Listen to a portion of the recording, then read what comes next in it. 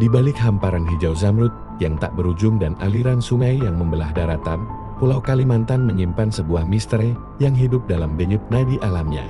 Saat fajar pertama menyingsing, menebarkan selendang kabut tipis di atas air yang tenang, sebuah legenda kuno berbisik dari kedalaman.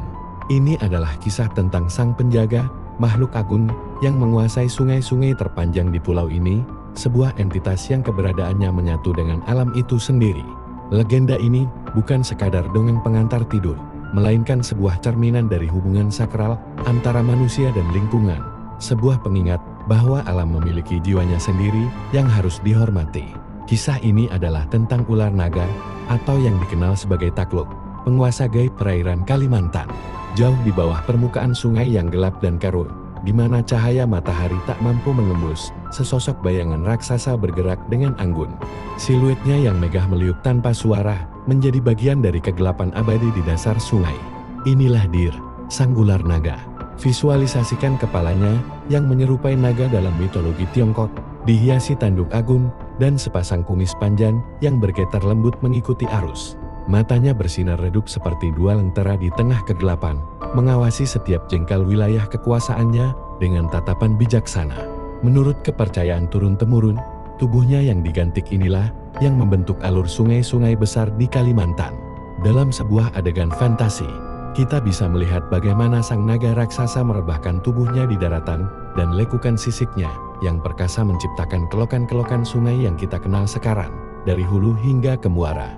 Ia adalah arsitek alam, penjaga keseimbangan ekosistem yang rapuh.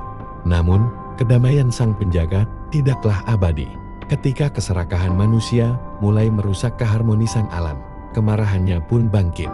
Pemandangan penebangan liar yang meninggalkan luka menganga di tepi sungai, atau limbah industri yang mencemari air hingga membuatnya keruh dan beracun, adalah sebuah penghinaan bagi sang penguasa. Sebagai respon, ular naga akan muncul ke permukaan dengan amarah yang bergelora. Kemunculannya menciptakan riak raksasa yang mengguncang perahu-perahu kecil, sebuah peringatan keras bagi mereka yang telah melampaui batas. Konon, ia memiliki kekuatan gaib yang tak tertandingi, mampu berubah wujud menjadi sosok manusia bijaksana untuk memberi nasihat, atau sebaliknya, mendatangkan bencana seperti banjir bandang dan wabah penyakit sebagai hukuman bagi para perusak alam. Kemarahannya adalah kemarahan alam itu sendiri, sebuah kekuatan dahsyat yang menuntut penghormatan. Pada akhirnya, setelah peringatannya tersampaikan, sang ular naga akan kembali menyelam ke dalam kerajaannya yang sunyi. Siluetnya yang megah perlahan lenyap ditelan kegelapan air, meninggalkan riak-riak kecil yang berangsur tenang. Pemandangan kembali beralih ke keindahan sungai Kalimantan yang damai, seolah tak pernah terjadi apa-apa.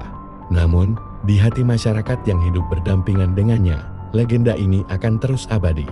Mitos sang penjaga bukanlah sekadar cerita, melainkan sebuah pengingat bahwa di setiap aliran sungai, di setiap desau angin, di antara pepohonan, ada kekuatan kuno yang mengawasi.